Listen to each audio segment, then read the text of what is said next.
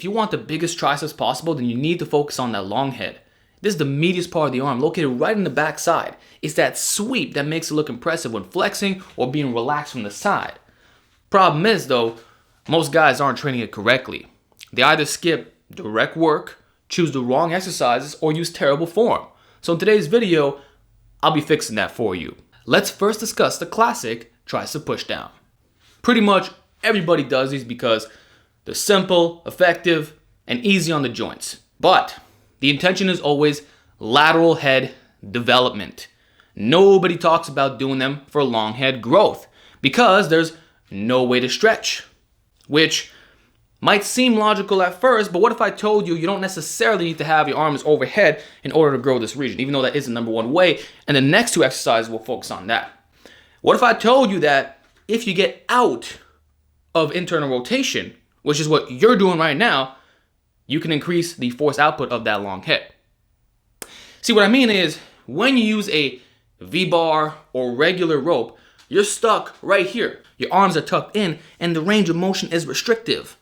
But what your arms really want to do is extend to the side. That's why you have to force this position, when the most natural thing you could do is external rotation. And that's how you fully activate that long head, but it can't be done with narrow, short implements. So what's the solution? How about you do this very simple hack, which I learned from John Meadows, may he rest in peace. Double rope pushdowns. Instead of using one, lengthen it to the max, clip it with the other one. Boom. Now you don't have to fight your own mechanics. And what you'll find is you're a lot weaker on this variation because your long head has been detrained for so long in the shortened position. You're not used to really squeezing it unless you've done tricep kickbacks, which are generally considered to be a garbage movement because you can't really progressively overload it and the resistance profile is pure trash. But with this, it's the complete opposite. Amazing range of motion, great strength curve, and you can manipulate your body angles to get different effects. If you stand back and lean forward, you're really gonna feel that cramping. Whereas if you're upright and really close, still get a great contraction, but it's a bit harder at the top. And so you can use mechanical drop sets in this way, or just alternate back and forth whenever. The point is, it's all about proper alignment and range of motion. We want maximum external rotation with a shoulder extension element. So with that fact in mind, it should be noted that the ropes are not exclusive to hitting the long head. It's just a convenient way of setting it up. And I want this video to be efficient for you guys. Truth is, you can rig up anything that has longer handles. As long as you got the biomechanics down, you're good to go. So that could be gymnastic rings with soft ties, or my personal favorite option, using a spreader bar attachment.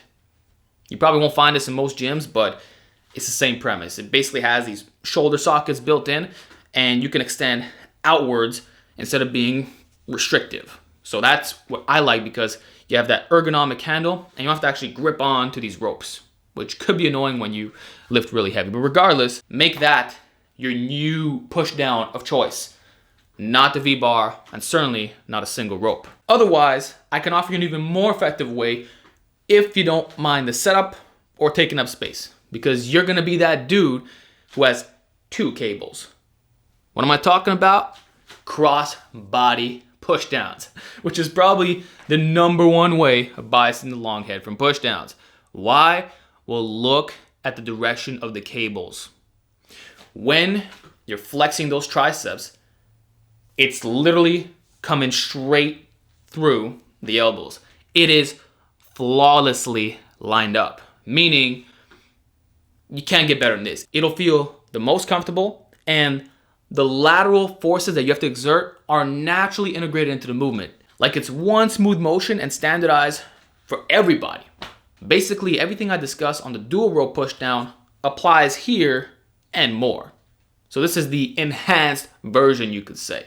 Moving forward, let's talk about building the long head through weighted stretch, which is probably what you came here for. I'll showcase all the important angles, and I want to know which style you prefer the most. See, when you're in shoulder flexion while simultaneously extending the elbows, this produces what we now call stretch-mediated hypertrophy. You're biasing the lengthened position, and just the nature of this movement is not going to focus on your lateral head so much. So it's really the long head that's doing the work. Now, what matters here is not necessarily if we're on a decline overhead, but rather having proper alignment. And this is where most guys screw up and why I'm going to recommend cables over dumbbells or barbells.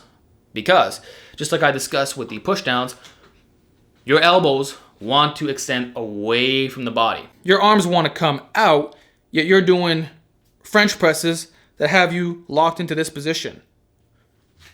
Do you now understand why you have elbow pain and why the contraction at the top was always subpar? That's also why when you use cables, I'm not going to recommend a close position done with an easy bar attachment or a single rope because the range of motion will be incomplete. Instead, use the dual rope setup that I showed you earlier, or like I mentioned before, my spreader bar. And as you can see in these clips, it's the most natural thing in the world.